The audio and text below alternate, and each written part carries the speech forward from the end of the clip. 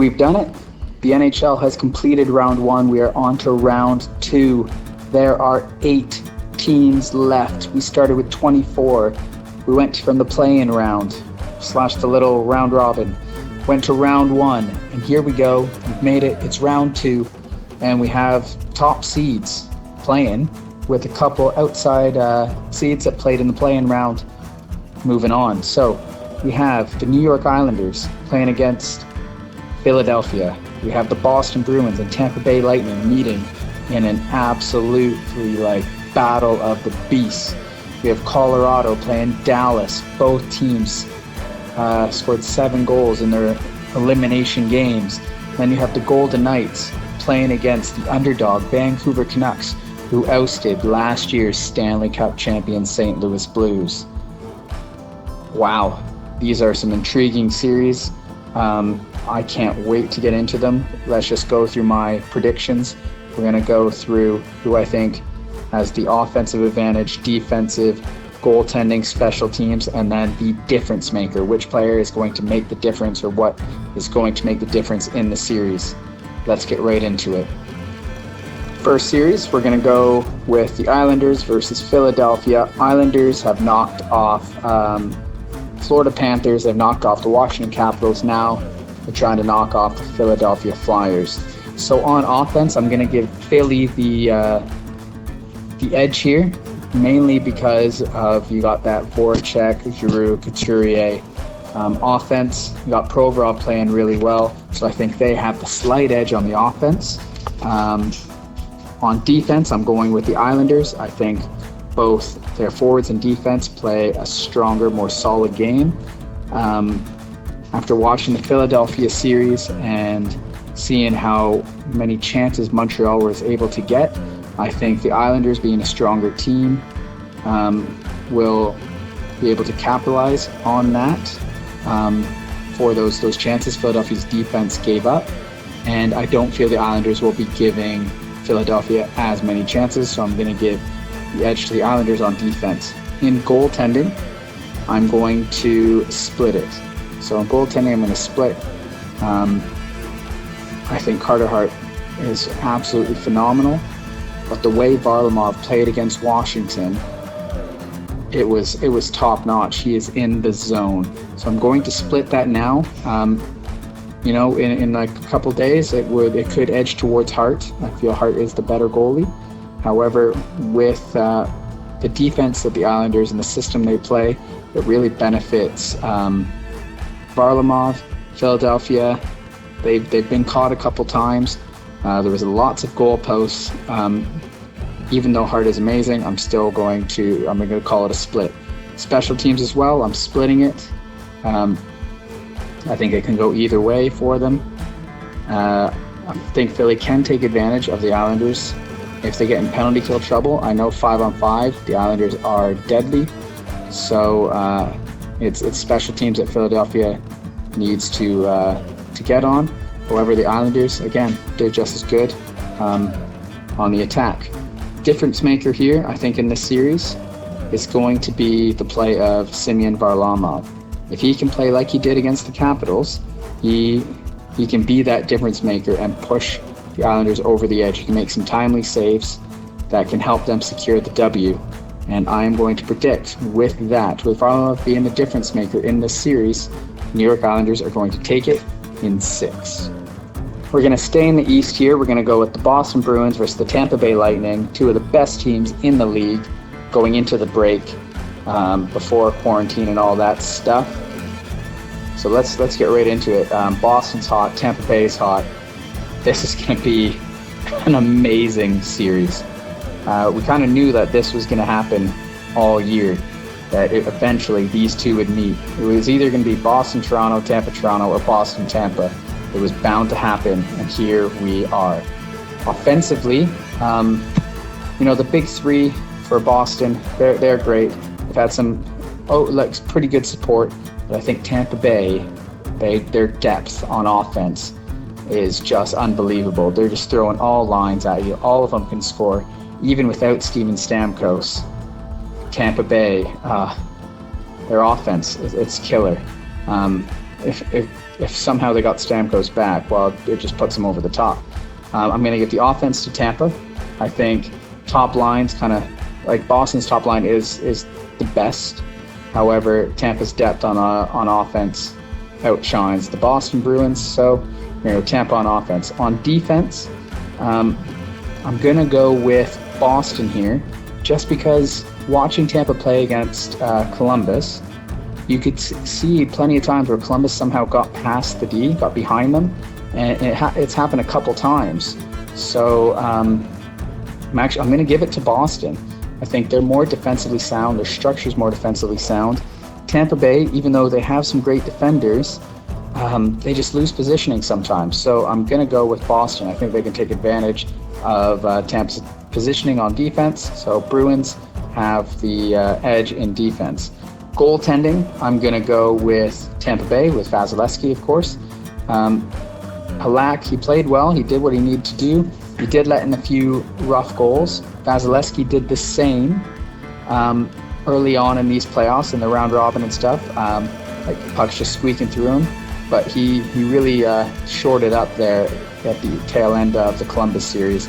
And I think, well, obviously he's the better goaltender, so I'm going to give the edge to Tampa Bay on goaltending. Special teams, I'm splitting it here. Look what Boston has and look what Tampa has. Both can defend. Both will get their chances shorthanded on the power play. They can do it all, so I'm going to split their special teams. The difference maker here in the series, though, is going to be Vasilevsky and the play of Vasilevsky. He outplays Halak. Tampa Bay wins. That's basically it for me. So he's the difference maker.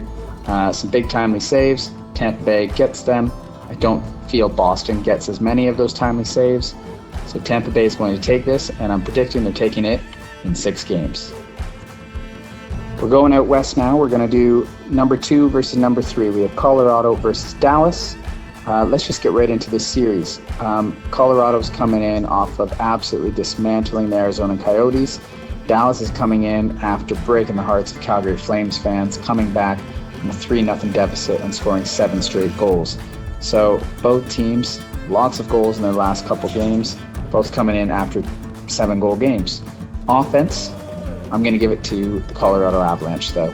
I think they just bring it, and they have, obviously have their big line, but like Kadri and Burakovsky, the Nishushkin, the additional support they're getting is phenomenal. And Dallas still struggles to score. Yes, they did score 7 goals, but Calgary definitely helped them do that. I know the goaltending definitely did, because lots of those goals and the rebound control was atrocious. I think Colorado just definitely takes it on offense. Defense, I'm going to split it here. I think like Colorado, like you have Makar, Dallas, you have Klingberg, Heiskanen, you got Girard. I'm going to split it here. I think both bring an offensive attack, and both can have times where they lose positioning on defense, both their forwards and defense. So I'm going to split the defense. Goaltending, I am going to split it as well, actually. I think Khudobin's a solid goalie. You got Ben Bishop there when he's ready. Grubauer and Francouz, they played well together as well. I think it's going to be really who's going to play better that night. But I'm going to guess it's just going to be, there's going to be some weak goals go in. There's going to be some nice timely saves. I'm splitting the goaltending. Special teams, I'm going to give it to the Avs. We've seen throughout the regular season, Dallas can't score. They're on the power play. It's just basically a waste of 2 minutes. I'm going to be honest with you. The Avalanche, they have, that power play was phenomenal against Arizona. You got McKinnon, Ranson, Makar, Landeskog. You got Kadri being that little buffer there. How many goals have he scored on the power play? The Avs power play is phenomenal.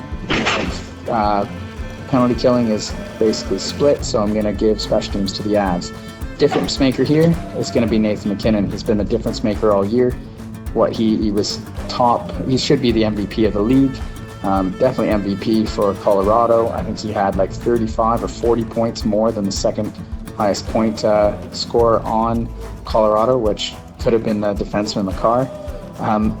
He's going to be the difference maker. So I think if Dallas can withstand McKinnon, he's going to get his chances. It's guaranteed he's going to get his chances. He's going to make chances. but it's going to be able to contain him. If they can do that, Dallas has a chance. I think he's definitely going to be the difference maker. I think you'll see it right away. I'm predicting the Avs on the back of Nathan MacKinnon take this in 6 games. Lastly, we're going the Golden Knights, the number 1 seed Golden Knights versus the underdog of the playoffs so far, and the underdog team that keeps on surprising, the Vancouver Canucks. I really want to go for the Canucks here. I want to say the Canucks are going to win this. They're going to upset the Golden Knights. But I just can't. I can't do it. The Vegas Golden Knights are just such a strong team. Their depth is unbelievable. So this is going to be a quick one. Even though I want Bo Horvat and the Vancouver Canucks to win and surprise another team, I just can't do it. On offense, I'm going to give it to the Golden Knights. Vancouver does have some great players, and they've really showed up these playoffs. But the depth on offense for the Golden Knights just outshines Vancouver. So Vegas on offense. On defense, I'm going to go with the Golden Knights again. The depth is just there compared to Vancouver. So I'm going to give it to the Golden Knights. Goaltending, I'm going to split this because Markstrom has been unbelievable. Leonard's played well. Fleury came in and played well for his game. The only difference is if something happens to Markstrom, they're screwed. If something happens to Leonard, Flower goes in. But I'm going to split it here. I think both teams' goaltending, they're going to be great. They're going to be great. So that's a wash. Difference maker here in this series, other than special teams, I'm going to split it as well. Vancouver, they're great on the power play. Their penalty kill is great. Tyler Mott's been phenomenal on the penalty kill. Their setup for the power play is really nice. They have lots of weapons there. Golden Knights, again, same thing. Lots of weapons on special teams. So I'm going to split the special teams as well. But it's going to become the difference maker here is the depth of the Vegas Golden Knights. Their offensive depth, their defensive depth, their goaltending depth. They just have that edge over the Canucks. They have those extra players that can just bring it. So if 2 lines are going or not are struggling or whatever, they just have those other 2 lines. They can just go and go and go. If one guy's not playing too well, they can easily sub in and out. I think the Golden Knights' depth is going to be the difference maker in this series. Vancouver's going to put up a massive fight, but I don't think they can overcome the depth of the Vegas Golden Knights. So I'm going to pick the Golden Knights in 6. I think Vancouver's going to surprise them a bit. We're going to probably see some overtime here, but I think the Golden Knights take it. So here I have it. Vegas Golden Knights beat the Vancouver Canucks in 6 games. And there we have it. Those are my predictions.